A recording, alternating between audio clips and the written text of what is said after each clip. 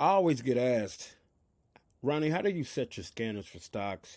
If you ever wondered how you find the best stocks to invest in, here's how you do it. I'm going to show you guys and walk you through step by step how to find the hottest stocks in any industry. First, I use TradingView. TradingView is one of the most robust trading platforms in the stock market, crypto, forex, doesn't matter. Doesn't matter the asset class. TradingView pretty much has it all. I'm going to show you how I use their scanner, and that way, potentially you can use it for your benefit. So, I have right here. Let me first set the precedent that I am a penny stock, small cap, maybe mid cap stock trader. I find volatile stocks that move fast. I am short term. I'm very bullish. I sometimes take the short approach, but that's not always the case. But I'm going to show you how to create a simple scanner. No matter what type of trader you are, you will be able to find the hot stocks in any market. Now, I use this filter system where you can basically set different parameters on what type of companies you're looking at. The first thing that I do is I like to find companies that are at least 10 billion and under. If you're familiar with market capitalization, this is basically how much the company's worth. I am looking for companies that are not basically blue chip, large cap companies that are basically 10 billion and up. I'm mid cap down pretty much. For the most part, I am in small cap, micro cap. Those companies are worth a lot less. When you get into the hundreds of millions, 300 million to 2 billion is small cap, and that's really where my focus at. But I like to set it a little bit above. That way, if a company market cap goes up and surpasses that point, I can still watch it. It can still catch my scanner. Now, the price for me, I'm not too picky on the price, so I keep it at 10 cent and above or equal. This lets me find those true penny stocks as well, and it also doesn't put me in the range of super penny stocks, is what I call them, where you'll get prices like this, and I'm really not looking to trade those type of companies. Those are super risky. I'm a swing trader, so I need a lot of volatility, but I also need stability at the same time. So there is a middle ground to really how to figure out how to find these stocks before they actually spike. Now, I always look at the current trading day. I don't like to look at historical when it comes to scanning. I'm scanning for what's happening now. That way, I can go ahead and start planning for the future. Now, you can go back if you want, but I don't really mess with this at all. Now, my average volume is 90 days. So when you think about it, remember, I'm looking for volatile stocks that are able to move quick and fast. With that being said, over the past 90 days, I'm looking for what has stability.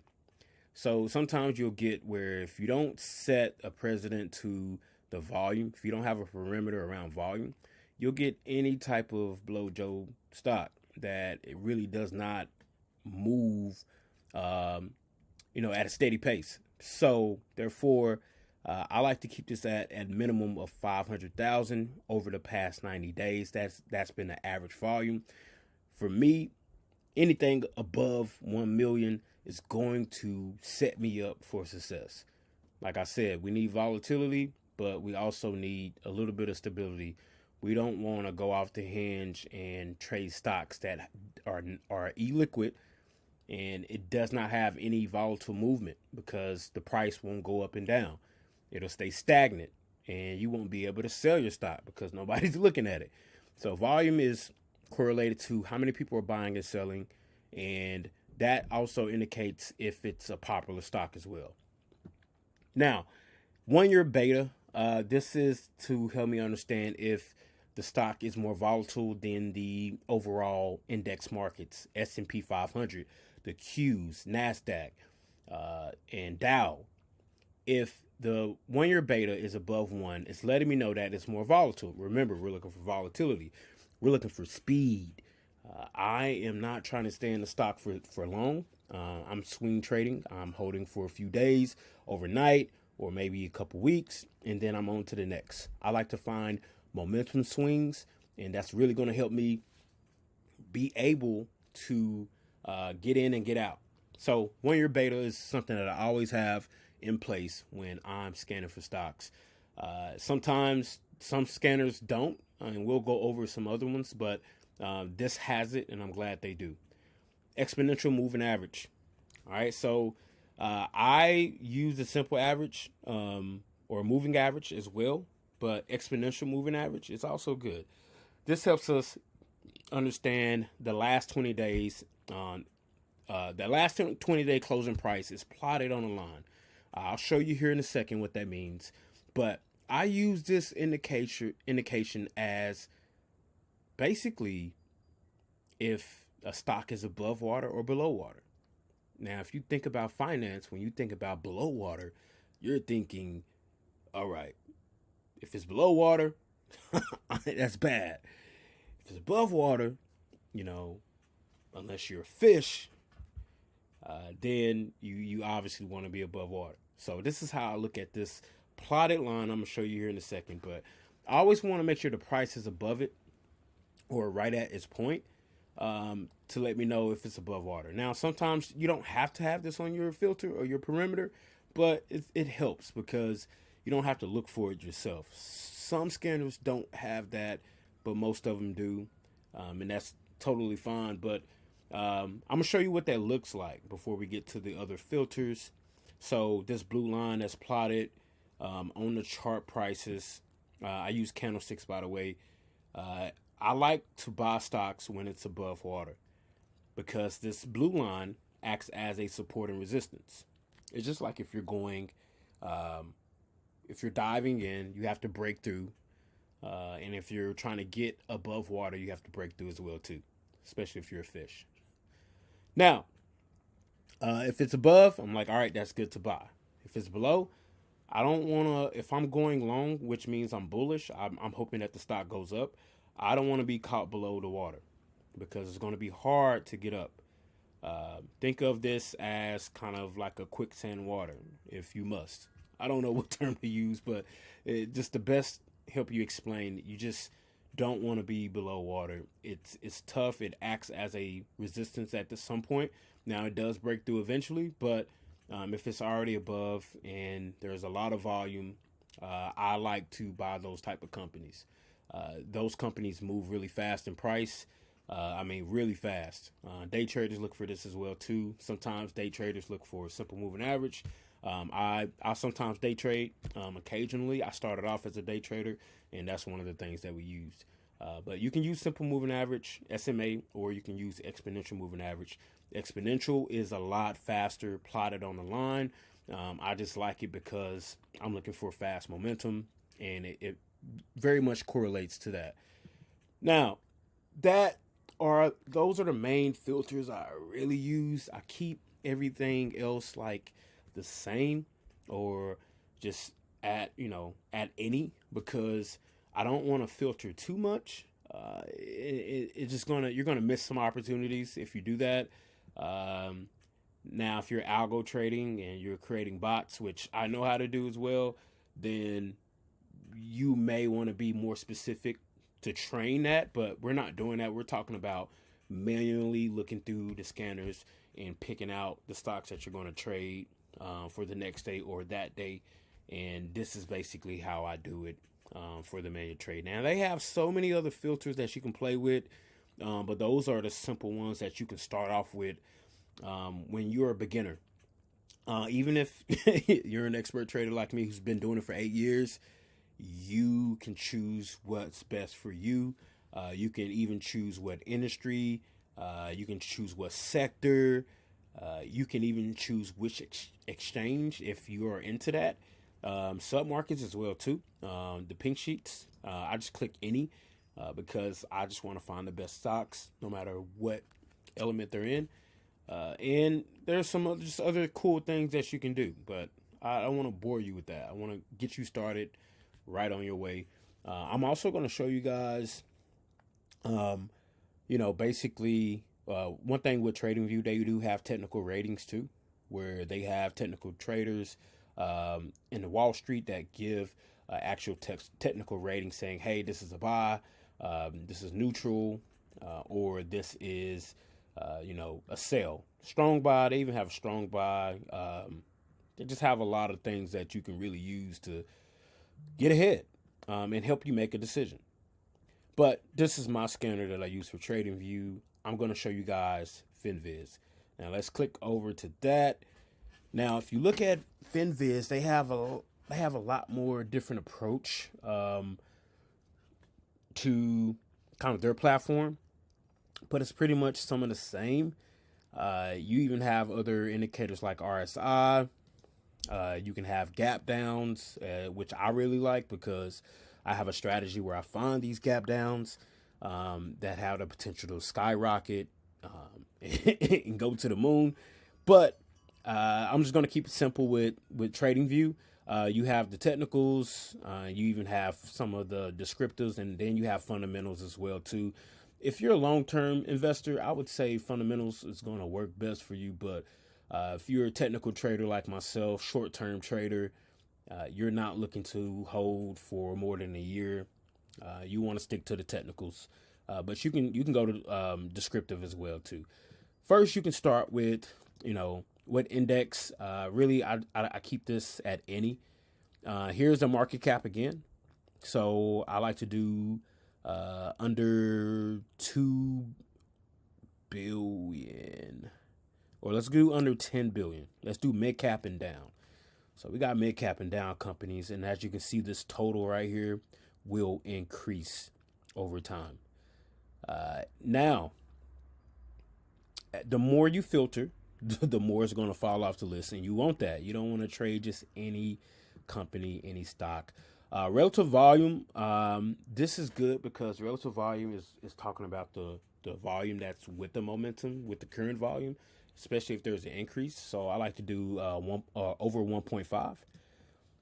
And it lets me know that new volume is coming into the company. I really want that. Current volume, obviously over 500,000. Like I said, I like to be in a million, but I'm going to give it some room to breathe. Gotta give it room to breathe. And then let's see, average volume over 500,000. Boom. There we go. Now, as you can see, this number started in the 5,000s, and now it's at 326. Float, sometimes it helps with, finding stock plays that can skyrocket and go to the moon. Now, float is a little different. That is the outstanding available shares that are not being traded. If there's a low float, that means there's not a lot of shares for short traders to push down the stock anymore, which means that these short traders, they may get squeezed. They may have to start buying back these shares to cover. And that's why a lot of people like to find low float stocks, which is I would say under 10 million. I know some traders say under 20 million is considered low float, but I like to say under 10 million. Now, if we do that, you can see that there's 5 low flow stocks. That's good because that lets you see, what companies have the potential to skyrocket and go boom. This is the same one that's on the list on TradingView, THMO. I didn't even use float over there, but it helps define what you're actually looking for. And this is actually a gap down play that I like to play. This is definitely going on my watch list. Let me go ahead and put it on there now while I'm doing this lesson. Yep, there you go. I'll add to the watch list. But that's on there as well too. So you get kind of these plays, and a lot of times these low flow stocks have a lot of current day volume because some traders are tracking it, and they're ready for it to pop. They're ready for the short traders to get squeezed, and that way it goes to the moon. Okay. Now, there's some other uh, things you can do if it's optionable, if it's shortable. Options is just buying contracts to buy stock at a lower price or a certain price. We're doing stock trading, buying equities, but you can look for if stocks are shortable. Can you short this stock? And obviously, all these are shortable, especially if it has a float. Now, you can even go sector. For instance, they have this. They really have this cool little feature that I like to use. It's called groups, and I can see what sector is performing the best. I can see what industry is performing the best. 1 month, 3 month. But then you go back to the scanner, and they erase it because I'm not saving none of this, and I'm not logged in by any chance. But all this is free, by the way. But you can even do it by sector. If we notice that, hey, energy is doing really well, you can look at all the energy companies that are doing well. And let me do this real quick again so I can show you guys just real quick how you can find these big boomers, low float companies that can do really, really well. Let's say we just focus on energy right now. Once that's done, you can even look at these stocks charts. So if you click TA right here, you'll see that it gives you the actual lines that are already drawn. So you don't have to go and do the technical analysis yourself. It's already drawn on a chart, and it's already just charted out for you. They already have some of the fundamentals, fundamental data on the side here. They have the industry, the country, all that cool stuff. And you can go down this list and continue to see what's out there, what's ready to pop. Me personally, I like to do my own TA, but for beginners who don't necessarily know how to do it, this is really, really good for you. All right, so that is FinViz. Let's go to Webull, since that's a platform that a lot of you have recommended that I show or use. So FinViz, they have filters. They don't have a lot going on, but I like their scanners. I like their platform. It's easy on the eyes, especially for young traders, new or young traders. Let me say that because I know there's a lot of, you know, Gen X, traders that follow me, and it doesn't matter if you are young or not. You can use these tools too. It's not exclusive to the youth or the young. Right here, there's a couple filters that I like. I want to go ahead and target. Exponential moving average. Obviously, they have some technical signals, volume, market cap. Now, once those are there, I can kind of manipulate what I want to see. As you can see, I have 2 billion right here. So, depends on kind of what mood I am in. This is one of the brokers that I use. You also use Thinkorswim. That's where I started. I also work for them, so I love their platform. I also like to try other platforms as well. You can change this however much you want.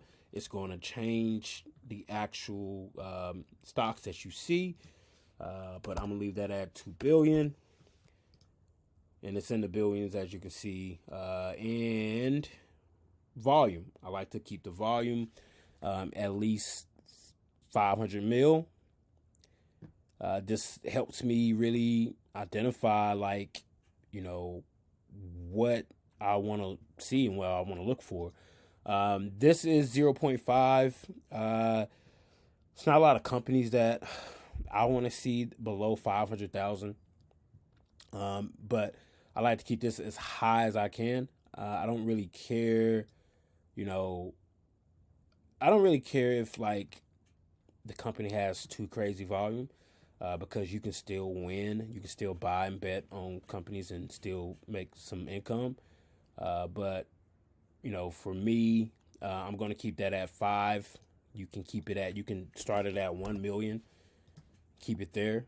And then once you save it, oh, my bad, I didn't show you guys a condition.